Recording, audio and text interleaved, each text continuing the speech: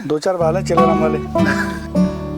वही एक signature jump है। जनरली बाकी बर्ड्स में शायद ऐसा कोई बर्ड नहीं होगा इंडिया में जो ऐसा जंप करता होगा। मुझे लगता है कि बहुत ही मुश्किल काम है।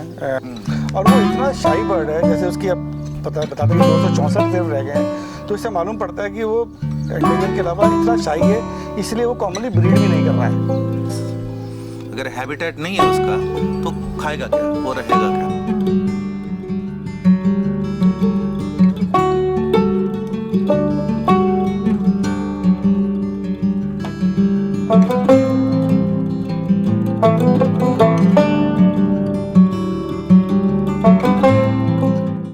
नमस्कार, मैं हूं निशांत और स्वागत है मेरे इस चैनल पे आपका।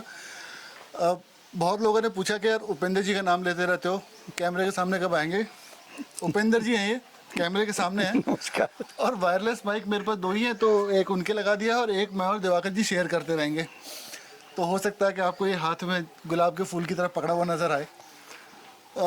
बात करनी है हमने बहुत इम्पॉर्टेंट टॉपिक पे। जून का मिड आ चुका है, जुलाई आने वाला है और हम लोग जो है डिस्कशन जो हमारा, ये वाइल्ड टॉक्स नहीं है, ये स्टैंडर्ड है। जो डिस्कशन है हमारा वो है एक सबसे रेयर बर्ड के बारे में, इंडिया के लेसर फ्लोरिकान। ये बस्टर्ड फैमिली का बर्ड है और लास्ट ईयर जो है हमने इसको शूट किया था। और वाइल्ड में जो पॉपुलेशन बताई जाती है इस टाइम पे 250 समथिंग ऑड बचे हुए हैं सिर्फ। क्रिटिकली इंडेंजर्ड से भी शायद आगे जा चुका है, बहुत ज़्यादा हार्म कर चुके हैं इसकी हैबिटेट को, इसकी स्पीशीज़ को ऑलरेडी हम लोग। वीडियो का रीज़न क्या है? वीडियो का रीज़न सीधा सा है कि भाई हर साल ना लोग इस बर्ड को शूट करने के लिए जाते हैं राजस्थान। एक जगह है सोखलिया, नसीराबाद के पास, वहाँ। तो हम तीनों इकट्ठे हुए हैं बर्ड के बारे में बात करने के बारे में, कि बर्ड क्या है, क्या उसकी बिहेवियर है, किस तरीके से वो काम करता है, उसके बारे में बात करेंगे। दूसरी बात करेंगे उसकी जो है कंजर्वेशन के बारे में। तीसरी हम करेंगे उसके, अगर आप फ़ोटोग्राफ लेने जा रहे हो तो वहाँ पे आपको फ़ोटोग्राफ कैसे लेने हैं, सेटिंग्स, सराउंडिंग्स, उन सब के बारे में। और हम बात करेंगे वहाँ पे और जो चीज़ें हैं उसके बारे में भी। तो बेसिकली इंटरेक्टिव है, आप बने रहो। और हाँ, वैसे यार सब्सक्राइब कर लो, शुरू में ही कह रहा हूँ, फ़ायदा हो जाएगा। ठीक है, मेरा और आपका भी। वीडियो बनाता रहूँगा। तो उपेंद्र सर जो है, जिन लोगों को नहीं पता, उपेंद्र सर डॉक्टर हैं और दिल्ली के बहुत जाने माने डॉक्टर हैं। दिवाकर सर भी डॉक्टर हैं। तो sir, welcome to the show. Thank you Nishant. बहुत दिनों से आप कैमरे के पीछे बचे हुए थे, छुपे हुए थे, तो आज आप आ गए हो बाहर सामने की तरफ। तो दिवाकर सर से शुरू करते हैं सर। ठीक है। सबसे पहला सर, लेसर फ्लोरिकान के बारे में आप अपने जो आपके जो दिमाग में चीज़ें हैं बर्ड के बारे में प्लीज़, और ये क्षमा आपकी तरफ आते हुए। लेसर फ्लोरिकन हम शायद पिछले 5 साल से उसको ऑब्जर्व तो कर ही रहे थे। हम सोच भी रहे थे कि जाना है एक दिन वहाँ। और ये अजमेर के पास पड़ता है, सोखलिया जगह है, वहाँ पर ज़्यादातर मिलती है ये। और जनरली ये गुजरात की तरफ से आती है और वापस गुजरात की तरफ चली जाती है। बर्ड बहुत शानदार है और बहुत ही खूबसूरत बर्ड है। इसका देखो हैबिटेट, वो एक मूंग का वो जो खेत होता है उसमें जनरली पाया जाता है। और इसका जो वो जो जंप है मेल का, खासकर वही एक सिग्नेचर जंप है। जनरली बाकी बर्ड्स में शायद ऐसा कोई बर्ड नहीं होगा इंडिया में जो ऐसा जंप करता होगा। तो एक एक यूनिक आप क्वालिटी कह लो, यूनिक तो डिस्प्ले है उसका। डिस्प्ले है, तो जो कोर्टशिप डिस्प्ले आप कह सकते हो। इस बर्ड को लेने के लिए पता नहीं कहाँ कहाँ से लोग जाते हैं, मगर सबसे पहले मैं ये कहूँगा कि उस बर्ड वैसे भी, जैसे आपने बताया 250 रह गए शायद, 264 था लास्ट ईयर का काउंट। इस तो साल का देखा नहीं मैंने, क्या है। 264 क्या है, कुछ नहीं है। ठीक है, कभी भी उसको मतलब नंबर और कम हो सकता है। अगर देखा जाए तो टाइगर से भी कम है। टाइगर से भी कम है। टाइगर आजकल 3000 के आसपास 3000 के आसपास है, तो उससे भी कम है। तो काफ़ी कम है। तो सबसे विनती यही है कि जो भी प्लान करते हैं इस ट्रिप को, वो वहाँ 2 या 3 गाइड से, आई थिंक, जो हाँ, भी है, मतलब हाँ, 3 ही गाइड है, तो कल्याण उनसे है और एक संपर्क और करें। है। आप ऐसे मत जाए, पहली बात तो ये है आप ये सोचोगे कि वहाँ जाऊँगा मैं और उसको ढूंढ लूँगा, फिर उसका क्लोज शॉट्स ले लूँगा, ब्लर वाले शॉट्स ले लूँगा, बहुत कुछ मैं कर लूँगा, वो मेरे हिसाब से गलत है। वहाँ के गाइड्स बहुत सेंसिटिव है, वो आपको जाने ही नहीं देंगे। और बर्ड भी 1 किलोमीटर दूर होगा, मिनिमम 500 मीटर दूर तो होगा ही, उससे आगे जाना भी ठीक नहीं है मेरे हिसाब से। तो आप गाड़ी में बैठो, डिस्प्ले आपको दिखेगा, आप शूट करो। अब सेकंड चैलेंजिंग जो वाला जो पार्ट आता है इसमें, उसको कैसे वीडियोग्राफी करें और फोटोग्राफी करें। वीडियोग्राफी तो मेरे हिसाब से आसान है, उसको क्लिक करना, उसको पकड़ना जंप को, वो ज़्यादा मुश्किल काम है। तो ज़्यादातर आपका जो स्किल्स है वही आपको दिखेंगे, निखर कर बाहर आना चाहिए। सर वहाँ पे हम जाएंगे, लेकिन उससे पहले ना उपेंद्र सर से एक सवाल पूछना है मुझे। आप ये बताओ कि वो जो जगह है, जो सराउंडिंग है, उसके बारे में आप थोड़ा सा एक्सप्लेन करो, क्योंकि आप भी हमारे साथ 2 बार गए हो। तो जगह आपके हिसाब से वो जो सराउंडिंग है, क्या पॉसिबल है वहाँ पे जाके कोई भी मान लो जैसे मैं ही हूँ दिल्ली से, मैंने आपसे पूछा कि सोखलिया ठीक है गांव है, सोखलिया गांव आपको पता लग जाएगा। आपको लगता है कि उस एरिया में आप जाके अपने आप से ढूंढ सकते हो बर्ड को? मुझे लगता है कि बहुत ही मुश्किल काम है, क्योंकि वहाँ जो खेती होती है, जो सीज़न है अभी सितंबर के आसपास उसका जो सीज़न है, बरसात के अराउंड, जो राजस्थान में वैसे भी बारिश कम होती है, तो वो सारे मूंग के खेत हैं जिसको वो नॉर्मली खाता है। और उसकी जो हाइट है वो 1.5 से 2 फीट तक चली जाती है मूंग की। सितंबर नहीं, आपका मतलब जून जुलाई था? अच्छा, हाँ, सितंबर बोल गया आप। मतलब बारिश सितंबर में तो निकल ही जाता है। सितंबर में तो गायब हो जाता है, मैंने पकड़ लिया। तो उसकी जो हाइट है जो मूंग के खेत की, वो 1.5 से 2 फुट आराम से चली जाती है। और वो बर्ड भी 1 फुट 1.5 फुट, अगर वो उसको गर्दन भी ऊंची करे तो सिर्फ गर्दन ही आपको नजर आती है। तो अगर उसके हिसाब से देखें आप, वो इतनी दूरी से अगर आप देख रहे हैं तो कई बार नज़र भी नहीं आता है। और वो इतना शाई बर्ड है, जैसे उसकी अब बताते हैं कि 264 सिर्फ रह गए हैं, तो इससे मालूम पड़ता है कि वो एंडेंजर के अलावा इतना शाई है, इसलिए वो कॉमनली ब्रीड भी नहीं कर रहा है। ठीक है। और उसको एक हैबिटेट चाहिए जो बेसिकली गर्म, और जो डिस्प्ले की बात आप कर रहे हैं, डिस्प्ले वो बारिश के टाइम पे ही करता है। क्योंकि वो बारिश के टाइम पे मूंग हरी हो जाती है, खेत हरा हो जाता है, और नॉर्मली जितने भी पक्षी हैं वो बरसात का वेट करते हैं कि कीड़े पकौड़े बाहर निकलेंगे और वो बच्चों को फीड करा सकते हैं। तो उस हिसाब से इस बर्ड को, इतने कम परसेंटेज वाले बर्ड को इतने बड़े वास्ट फील्ड में देख पाना ही एक बहुत बड़ी अचीवमेंट है। फ़ोटो खींचना तो मुझे लगता है कि बहुत ही लकी होगा कि जो एक अच्छा शॉट उसका ले सके। बिल्कुल सही बात। तो सराउंडिंग है सर, हाँ, हैबिटेट है जो बेसिकली उसका जो आपको दिख रहा है कि भाई वो, और वो उस बर्ड को जो मैं कहता हूँ कि जो उसका डिस्प्ले है कोर्टशिप का, वो दूर से ही इतना अच्छा लगेगा। अगर आप जितना उसके पास जाओगे, एक तो आप, क्योंकि वो खींच ही नहीं पाओगे उसको, क्योंकि उसकी जो जंप है वो वर्टिकल है, और वो 6 फीट तक ऑलमोस्ट वो जंप करता है। और इतना पास में आप कैमरे को ऊपर नीचे करके ट्रैक करो उस बर्ड को, और ये भी नहीं पता कि कहाँ से जंप करेगा। दैट इज मोर इम्पोर्टेंट, क्योंकि छुपा हुआ है, वो छुपा हुआ है, आपको तो नजर ही नहीं आ रहा है बर्ड, वो सडनली कहीं से भी इमर्ज होता है और ऊपर जाता है हवा के अंदर। तो जितना आप दूर रहोगे तो मुझे लगता है कि वो प्रैक्टिकली पॉसिबल है उस बर्ड को शूट करना। अब जहाँ तक उसके बर्ड की फोकस की बात आती है सबसे बड़ी, क्योंकि हम उनसे 2 मिनट बाद आएंगे, हम आराम से फोकस पे जाएंगे। अभी तो हम लोग से बर्ड के बारे में, अब एक चीज़ जो समझ में आती है वो ये है कि सोखलिया अपने आप से जाना मेरे हिसाब से जो है वो समझदारी नहीं होगी, बेवकूफ़ी नहीं कहूँगा मैं, I will not go that far, लेकिन समझदारी नहीं है। क्योंकि पहला, इंडेंजर्ड बर्ड है, क्रिटिकली इंडेंजर्ड है। तो आप अगर गलती से आप जा रहे हो अपने आप से और आप उसको ढूंढ भी रहे हो, मान लिया आपने ढूंढ भी लिया, लेकिन क्योंकि आपको एक तो पर्सनल एक्सपीरियंस नहीं है उस जगह के बारे में, तो ढूंढना मुश्किल है। ढूंढ भी लिया, मिल भी गया, तो आप अगर जोश में थोड़ा ज़्यादा आगे चले गए ना, तो वो बर्ड वहाँ से जो मूव करेगा उसका फिर पीछे पीछे भागते रहोगे, तो फिर वो दोबारा वो तो कितने खेत उड़ के जाएगा और कहाँ जाके बैठेगा आपको नहीं पता लगेगा। तो अकेले ना जाओ, गाइड्स हैं, अगर आपको हेल्प चाहिए तो आप मेरे को मैसेज कर दो, आपको गाइड के नंबर दे दूंगा मैं। जनरली आपको कम से कम 5 से 6 महीने पहले ट्रिप प्लान करना पड़ता है, क्योंकि गाइड 3-4 ही हैं जैसे दिवाकर सर ने बताया, और बिज़ी रहते हैं वो बैक टू बैक उनके ग्रुप चलते हैं, 8-9 लोगों के ग्रुप होते हैं। गाइड अच्छे हैं, बहुत अच्छे हैं, ईमानदार गाइड है। अब आते हैं इसकी जो क्रिटिकली इंडेंजर्ड स्पीशीज़ है, जो स्टेटस जो है उसके ऊपर। दिवाकर सर, क्रिटिकली इंडेंजर्ड जो है कैटेगरी जो है, मतलब क्या होता है लोगों को एक बार जरा मतलब बता दो उसका, क्योंकि लोगों को कहीं को नहीं पता होगा। एंडेंजर्ड कब होते हैं? बर्ड्स, कोई भी चीज़ हो, जैसे आप वाइल्ड लाइफ ले लो, बर्ड्स फोटोग्राफ, बर्ड्स ले लो, एंडेंजर्ड तभी होते हैं उसमें मेजर जो मेरा उधर सारे व्यूअर उधर देख रहे हैं मेजर जो है, मैं जो समझता हूँ जो फैक्टर्स है, वो एक सबसे पहला जो फैक्टर है वो हैबिटेट का लॉस। अगर हैबिटेट नहीं है उसका तो खाएगा क्या, वो रहेगा क्या?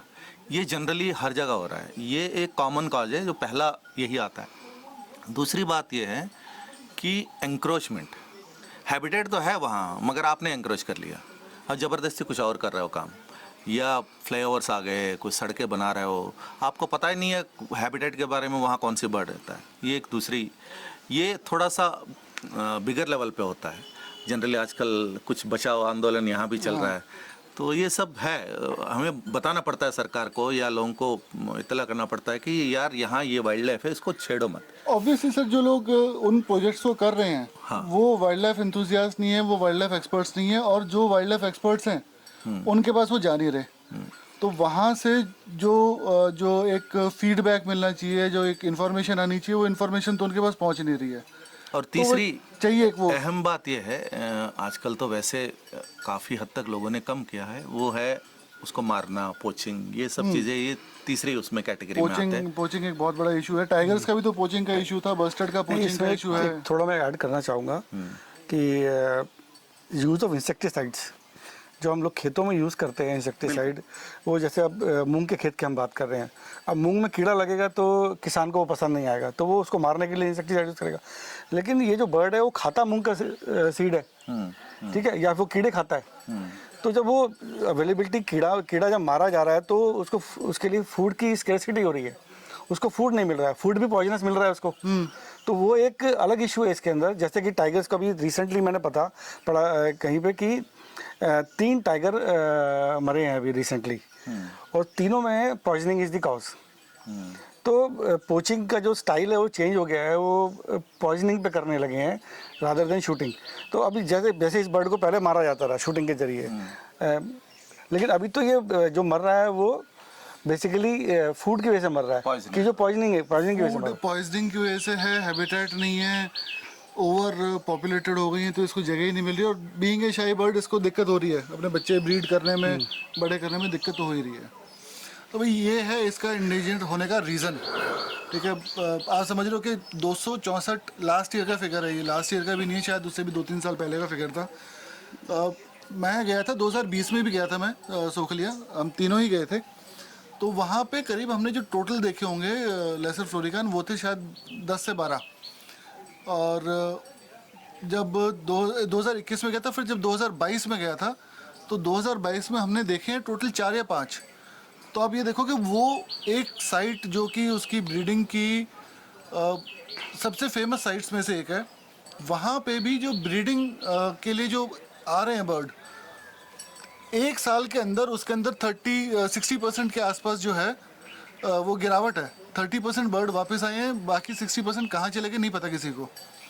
ट्रैकिंग कर पाना इसका मुश्किल है क्योंकि बहुत ज़्यादा शाई है, सिर्फ ब्रीडिंग के टाइम भी बहुत आसानी से नज़र आता है, अदरवाइज़ बहुत मुश्किल है। तो ये एक प्रीचिंग नहीं कर रहा मैं बस ये बता रहा हूँ कि हम लोग ना कई बार बात करते हैं कि एथिक्स और जो एथिकल वेज जो होती हैं बर्डिंग की, फोटोग्राफी की, सब कुछ चाहिए, लेकिन उसके लिए सैनिटाइज करना लोगों को, उसके लिए जो है ना लोगों को सेंसिटाइज करना, सैनिटाइज नहीं सर, सॉरी, सेंसिटाइज करना, मुँह से सैनिटाइज निकल गया।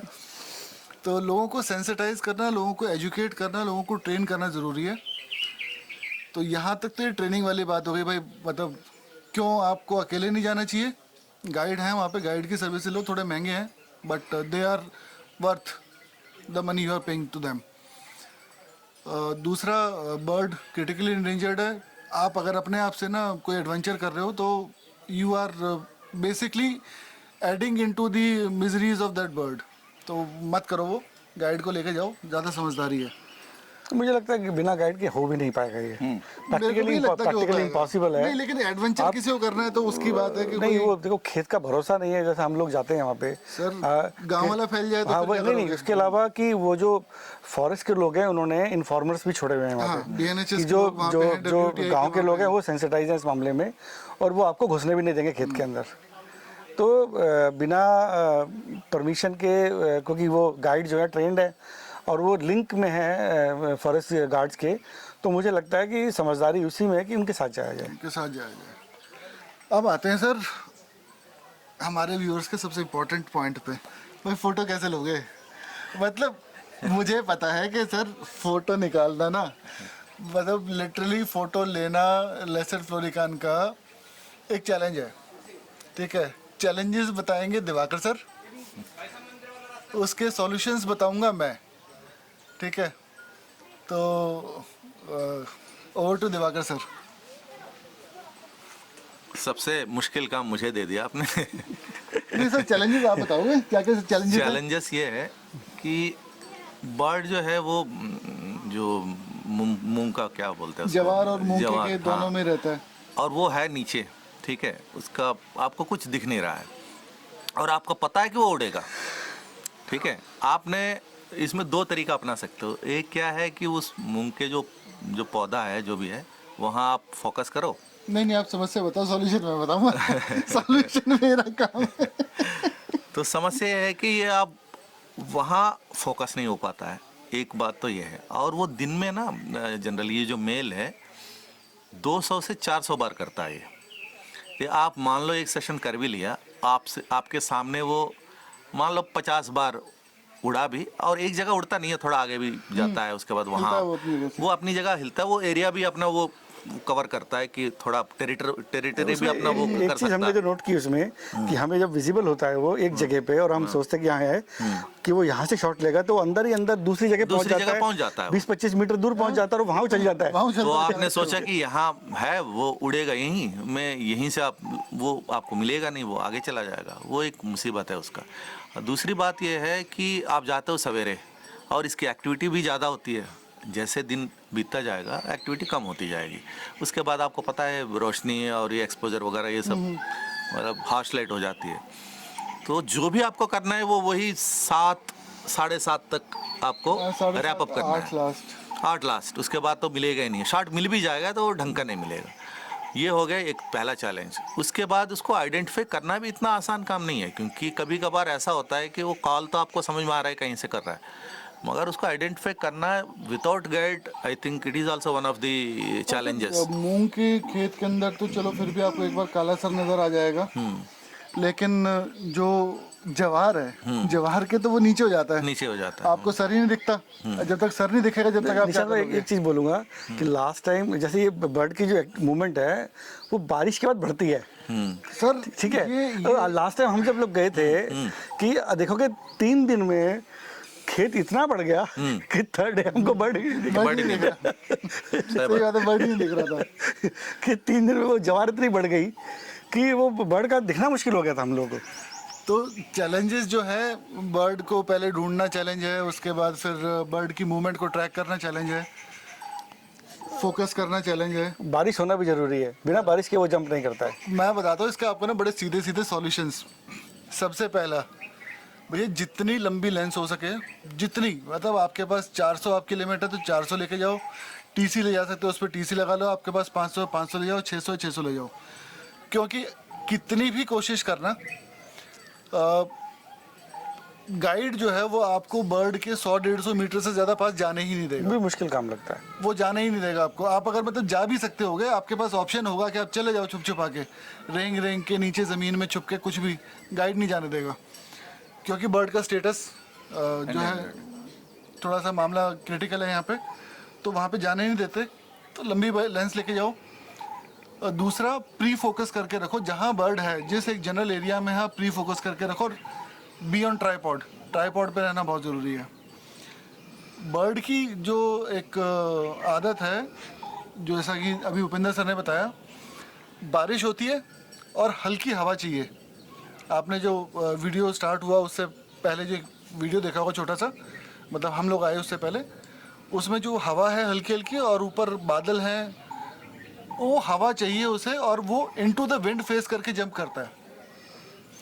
तो वो चीज़ आपको समझनी पड़ेगी कि कब जंप करेगा, और जब जंप आएगा तो उसका आवाज़ आती है साथ में cut cut cut cut cut cut की, जो उसकी कॉल है, वो आपको ध्यान रखना है।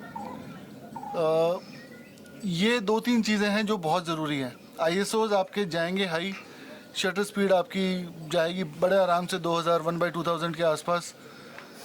नॉर्मल है सर, इतनी तो मेरे ख्याल में 2000 तो चाहिए। इतना तो चाहिए, क्योंकि पूरा जंप ऊपर से लेके नीचे तक उसका 1-1.5 सेकंड का होता है बस।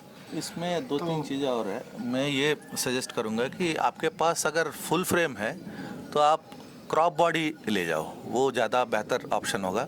दूसरी बात ये है, अगर फास्ट लेंस है आपके पास 400, अगर 2.8 भी है और फास्ट लेंस है, या 500 प्राइम है आपका, वो ऑटो फोकस, हाँ F4 है, ऑटो फोकस बहुत बढ़िया है, ये सारे लेंसेस। और तीसरी बात ये है कि स्टेबिलिटी चाहिए आपको, तो बीन बैग बहुत ज़रूरी है। हाँ, बीन बैग या क्योंकि ट्राइपॉड। जनरली हम गाड़ी से ही करते हैं इसकी फोटोग्राफी।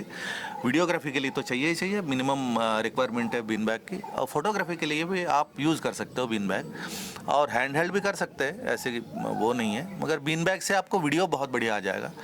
एक मैं टिप देना चाहता हूँ लोगों को कि बर्ड आपने एक बार आइडेंटिफाई कर लिया, ज़्यादा दूर तो वो जाता नहीं है, उसका जो मूवमेंट है वो ऐसा होता है, ऐसा। हाँ, वो ऐसा नहीं होता है horizontal जाता कभी। है। हाँ, वो ऐसे जाएगा आपके सामने, पैरेलल ही जाएगा। तो मैंने 2-3 बार कोशिश किया, जैसे वो एक बार यहाँ से उड़ा, मैंने उसको फोकस किया, फिर उसके बाद मैंने अपना मैनुअल पे चला गया, मैंने अपना जो वो है उसको मैनुअल कर दिया, और मैं वेट करता रहा कि वो वहीं से उड़ेगा।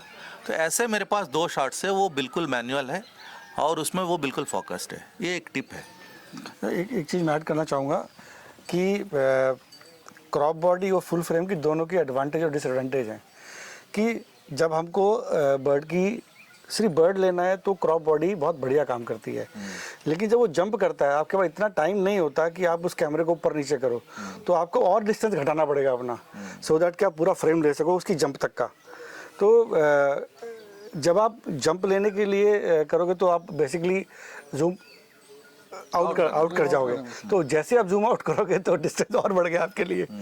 तो वो एक इसमें एक हाँ, ये मुश्किलात आती एक है। लो लाइट का एडवांटेज रहेगा ही। एडवांटेज है, क्योंकि मुश्किलात इसमें ये वाली आएगी कि भाई जब आप लोगे फोकस तो बर्ड को कर लोगे, लेकिन वो फ्लाइट नहीं आएगा उसका। अगर आप फ्लाइट challenge- लेना है तो आपको थोड़ा बहुत पीछे रखना पड़ेगा आपको। चैलेंज उसका वही है कि जंप जो उसका थोड़ा सा हाई है, अगर आप बहुत ज़्यादा क्लोज चले गए हो, और मतलब क्लोज इन द सेंस के फिजिकली क्लोज नहीं, आपका जूम इन हो गया। आपका जो फ्रेम है वो बहुत ज़्यादा क्लोज है, तो वो जैसे जंप करेगा तो हो सकता है कि उसका हिस्सा कोई कट जाए।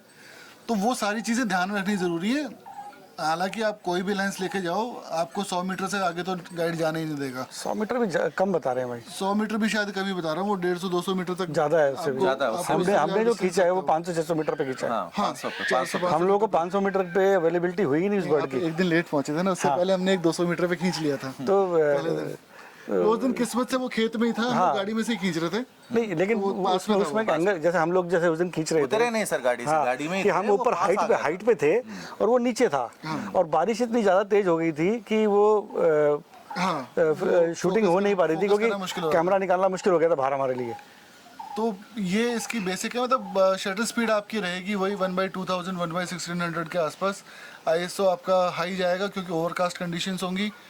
अपर्चर कोई मायने नहीं रखता क्योंकि मोस्ट प्रोबेबली वाइड ओपन ही रहेगा। और उसके अलावा आपको प्री फोकस करना पड़ेगा उसके जनरल एरिया में, और उसके बाद आप फ़ोटो लो। अच्छा, इसके अलावा एक चीज़ और बताओ, उस इलाके में और क्या क्या है? आपको जो बुश क्वेल है, rock Bush quail. Rock Bush quail, वो मिलती है, ग्रुप में मिलती है। आप लोगों ने अच्छा शॉट लिया है, मेरे पास शॉट है लेकिन वो थोड़ा अंधेरे का है क्योंकि इस टाइम लेट पहुंचे आप थे। लेट हाँ, आए आपके पास तो बहुत ही अच्छा शॉट है, वो है। उसके अलावा नाइट जार आपको मिलता है, इंडियन नाइट जार। उसके अलावा जो ईगल आउल है, हाँ, इंडियन ईगल है। हाँ, वो आपको अच्छे शॉट देता है क्योंकि वो बढ़िया है, और लोकेशन अच्छे है।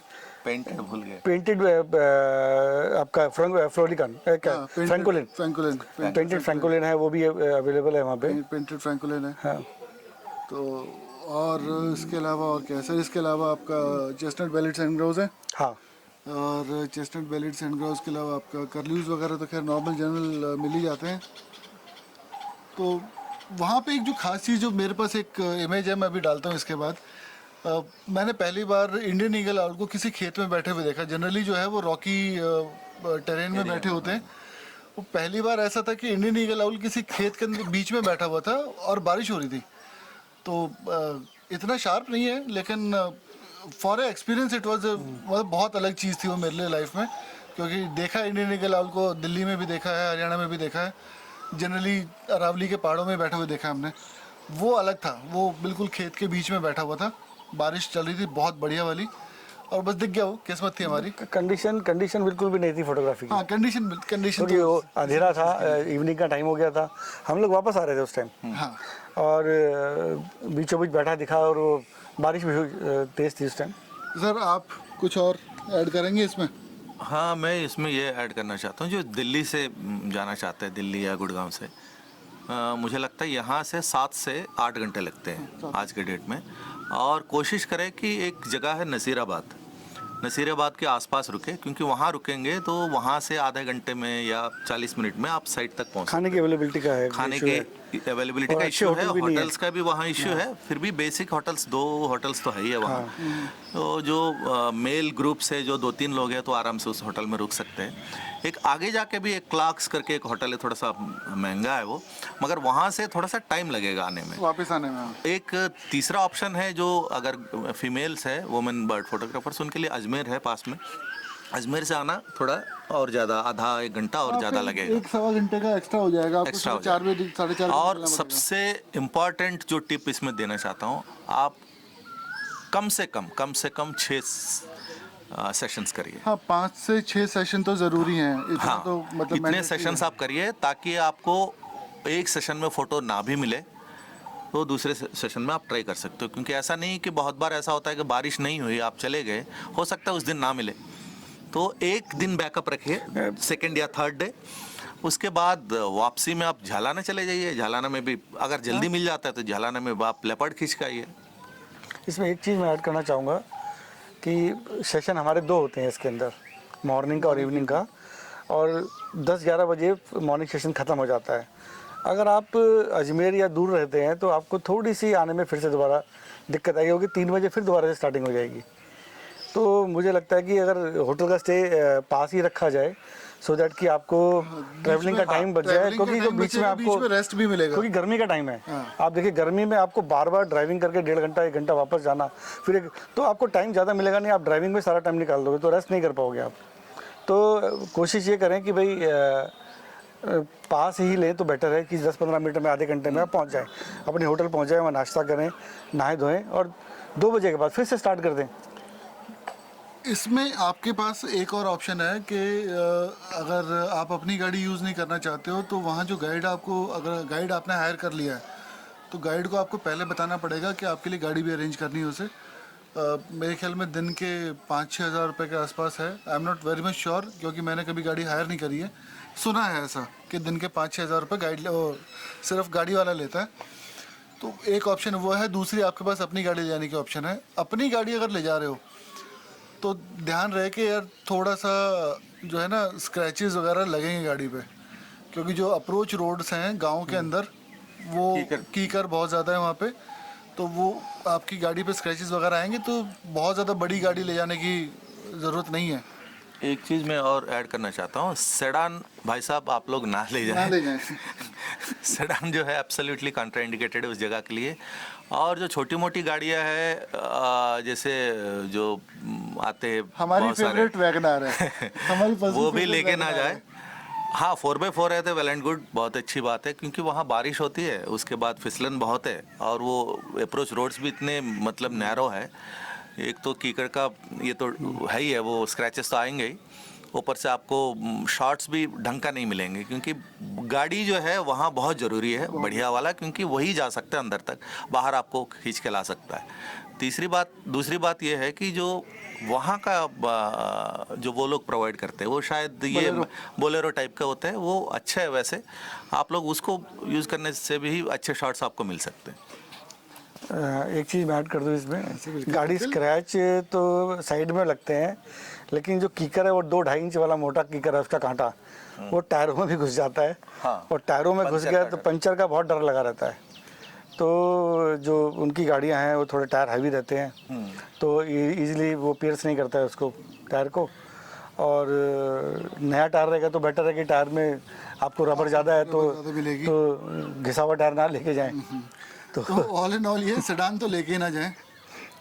ये क्या बोलते हैं, अपनी होंडा सिटी वरना सियाज छोड़ देना भाई घर पे ही। ये नहीं, घर में छोड़े, आप अजमेर में छोड़ दीजिए। अजमेर में छोड़ दो, उनकी गाड़ी ले वहाँ लो, से गाड़ी वहाँ हायर से कीजिए आप। हायर कर लो। वही लॉजिक है, अपनी गाड़ी आपको थोड़ा सा ग्राउंड क्लियरेंस चाहिए। हमने वैगनार में किया है, मैं आपको मतलब बताता हूँ, हम लोगों ने वैगनार में किया है। और वैगनार के हमें एडवांटेजेस भी हुए, क्योंकि गाड़ी छोटी है तो तंग जगहों पे आराम से घुस गई। फिर क्योंकि हम 3 लोग हैं, साथ में गाइड होता था, तो फंसने में हमें ये था कि टेंशन नहीं थी, क्योंकि हम 4 लोग मिलकर उसको उठा के बाहर निकाल लेते। तो गाड़ी मतलब ग्राउंड क्लियरेंस अच्छी चाहिए। और अगर आप जा रहे हो 4x2 लेके, यानी कि फ्रंट व्हील ड्राइव लेके या रियर व्हील ड्राइव लेके जा रहे हो, तैयारी रखना कि भैया धक्का कहीं भी मारना पड़ सकता है। ओवरकास्ट रहता है, कोशिश यही करें कि यार जब बारिश थोड़ी सी चल रही है उस टाइम पे जाओ, जब बारिश रुक चुकी है, सीज़न नहीं है। सीज़न इन द सेंस कि अगर 10 दिन 15 दिन नहीं है फोरकास्ट बारिश का, उस टाइम पे ना ही जाओ तो ज़्यादा बेटर है, क्योंकि वो डिस्प्ले जब भी करता है जब ओवरकास्ट होता है और थोड़ी हल्की हवा होती है। एक इम्पॉर्टेंट टिप फोटोग्राफी के बारे में वो भूल गया। जनरली हम लोग पहुंच जाते हैं वहाँ 6:30 के आसपास, 6-6:30 के आसपास। अब अपर्चर आप क्या रखोगे? 5.6 के अलावा आपके पास कोई ऑप्शन नहीं है, ठीक है। 5.6 है, 4, 2.8 हाँ, जो भी है, जो अगर 200-500 ऐसा लेंस है तो 5.6 ही रखना पड़ेगा। जो आपका 2.8 है तो बहुत बढ़िया है। ज़्यादातर लोगों के पास नहीं है 2.8, या तो 5.6 से ही शुरू करते हैं। 200-500 जो होते हैं, 100-400 होते हैं, जितने भी 5.6 से शुरू होते हैं, वो 150-200-600 वाले जो है वो शुरू होते हैं 6.3 से। 5.6 600 mm पे मिलता नहीं है, तो प्रॉब्लम वो आएगी। तो 5.6 पे आप मैनुअल का भी ट्राई ना करें। जो मैं अभी कह रहा था, पहले कहा था, मैनुअल से भी आप कर सकते हो। वो थोड़ा सा 5.6 में आपको प्रॉब्लम आएगी। जैसे जैसे थोड़ा सा लाइट बढ़ेगा ना, आप 6.3, 7.1, इवन 8 तक जा सकते हो। जब 7.1 और 8 पे रहोगे तब आप मैनुअल, जो मैंने कहा था कि मैनुअल, हाँ वो बढ़ेगा, तभी मिलेगा, नहीं मिलेगी नहीं तो उसके बिना। तब आप करने में आपको फायदा होगा। तो सर कुछ और एक चीज़ और बोलूँगा कि जैसे बताया गया कि आप गाइड के बिना ना जाएं, और एक चीज़ और है कि गाइड की एडवाइस फॉलो करें। जब तक वो नहीं कहे तो गाड़ी से ना उतरें, और जितना डिस्टेंस वो मेंटेन करने के लिए बोलता है उसे मेंटेन करें। बहुत ज़रूरी है सर, ये बहुत ज़रूरी है वहाँ के लिए, क्योंकि क्योंकि वो देखिए, आप सिर्फ आप ही नहीं खींच रहे हो, और लोग भी आ रहे हैं। अगर बर्ड ने अपना स्टेशन ही चेंज कर दिया या बर्ड वहाँ से गायब हो गया, तो जो लोग दूसरे खींचने के लिए जा रहे हैं उनको बर्ड नहीं मिलेगा। तो मुझे लगता है कि सेल्फिश ना बने इसमें, और दूसरों का भी ध्यान रखें। सर कंजर्वेशन भी आपका जो है, आप गाइड के अगर आप इंस्ट्रक्शंस पे चलते हो तो आपका कंजर्वेशन का जो एक पॉइंट है वो भी कंप्लीट होता है, क्योंकि आप बर्ड को डिस्टर्ब नहीं कर रहे। दूसरा, आप हैबिटेट जो है उसको भी आप प्रिजर्व कर रहे हो, क्योंकि आप जाओगे, अब किसी के खेत में से जाओगे, चाहे वो जवार का खेत हो चाहे मूंग का हो, लेकिन जब आप खेत के बीच में से जाओगे तो उसकी फसल तोड़ते हुए जाओगे। तो वो जो किसानों के साथ जो कन्फ्रंटेशन वाला जो एक पॉइंट था, एक चीज़ और और भी आपका नहीं होगा। तीसरा जो है, अगर आप गाइड की बात मान रहे हो तो गाइड जनरली उनको आइडिया है कि कहाँ से खड़े होकर अच्छा फोटो मिलेगा, तो वो आपको खुद ही बोलेंगे कि आप इस पेड़ के पीछे छुप जाओ, वो बर्ड धीरे धीरे आपके पास अपने आप ही आ जाएगा, आपको डिस्टर्ब नहीं करना है बस। पेशेंस, एज ऑलवेज वी से, bird photography is all about patience. तो पेशेंस दिखानी पड़ेगी। एक चीज़ तो सर हम भूल गए, एक चीज वो था, अगर आपकी किस्मत अच्छी है तो आपको रेड नेकेड फैल्कन भी मिल सकता है। हाँ, अगर आपकी किस्मत अच्छी, रेड नेक फैल्कन भी मिल सकता है वहाँ पे। लेकिन एक बहुत ज़रूरी चीज़ भूल गए भाई, पर्सनल इक्विपमेंट्स में, मतलब पर्सनल कैरी ऑन्स में, या जो हमें चाहिए वहाँ पे, पानी। अगर आपको लगता है कि आप दिन में 1 लीटर पानी पीते हो तो वहाँ पे 3 लीटर लेके जाना अपने साथ में, क्योंकि ह्यूमिडिटी इतनी ज़्यादा होती है कि पसीना बहुत ज़्यादा निकलता है, पानी की कंजप्शन बहुत ज़्यादा बढ़ जाती है। और पानी अगर आप नहीं पी रहे हो, आप घर तो वापस आ जाओगे, लेकिन नहीं कर पाओगे, लेकिन आपकी हालत बहुत ख़राब हो जाएगी। होटल वापस पहुंच जाओगे आप, हालत ख़राब हो जाएगी। तो पानी सबसे पहला, खाने पीने का सामान। दूसरा, कैमरा कवर करने के लिए, क्योंकि बारिश कभी भी आ सकती है, कभी भी रुक सकती है। आपको कैमरे के सेफ्टी के लिए भी इक्विपमेंट चाहिए, कुछ ना कुछ। कैमरा कवर्स कुछ ना कुछ लेके जाओ, ज़रूरी है बहुत। उसके अलावा शूज़, अच्छे शूज़ पहनो, क्योंकि जब आप चलते हो ना, खेतों वेतों में जाते हो तो पैर मुड़ने का डर रहता है। हाई एंकल शूज़ पहनो, आपको सेफ्टी प्रोवाइड करेंगे वो। वाटर प्रूफ हो तो और ज़्यादा बढ़िया है, क्योंकि बारिश, एज वी सेड, रात को ओस पड़ती है, बारिश हो जाती है, सब कुछ गीला गीला होता है। वाटर प्रूफ शूज़ भी ठीक रहते हैं। हाई फ्रेम वाला कैमरा हो, एटलीस्ट 10, क्या Frames per सर, 10 तो second. चाहिए। 8-10 हो। 8-10 फ्रेम का आपका मतलब कम से कम फ्रेम पर सेकंड हो कैमरे का। 500 mm से नीचे का लेंस ना लेके जाओ तो ज़्यादा बेटर है। तो वीडियो में यही समराइज़ करते हैं। बीच बीच में जो आपने वीडियो देखे वो बर्ड के थे, कुछ मेरे हैं, कुछ फोटोग्राफ्स दिवाकर सर के हैं, कुछ फोटोग्राफ जो है वो उपेंद्र सर के हैं। डिफरेंशिएट नहीं कर रहा उसमें मैं, जो आपको अच्छा लगे उसी के नाम इसके पे। पास DSLR नहीं है और लेंस अच्छा नहीं है, तो P1000 P900 वो ले जा सकते हैं, P900 950। निकॉन का। तो भाई यहीं रैप करते हैं। Thank you for watching. Doctor Diwakar का thank you very much. Doctor Upendra पहली बार हमारे साथ जो है ये जुड़े हैं कैमरे के आगे, इनका भी थैंक यू वेरी मच। और सबसे बड़ा आप लोगों का थैंक यू देखने के लिए। सब्सक्राइब कर लो। इनकी फ़ोटो पसंद आए, पता तो लगेगा नहीं आपको कौन सी इनकी है। बस जो फोटो, अगर आपको एक भी फ़ोटो पसंद आ रही है, सब्सक्राइब मार दो। गुरुजी इसको निकालना नहीं है, बहुत बढ़िया लग रहा है, ठीक है। लेके चलो घर लेके चलो। ठीक है। तो थैंक यू वेरी मच, और फिर मिलते हैं किसी नई वीडियो में किसी नई बर्ड के साथ, कुछ और टिप्स ट्रिक्स और इन्फॉर्मेशन लेके। जय हिंद। जय हिंद।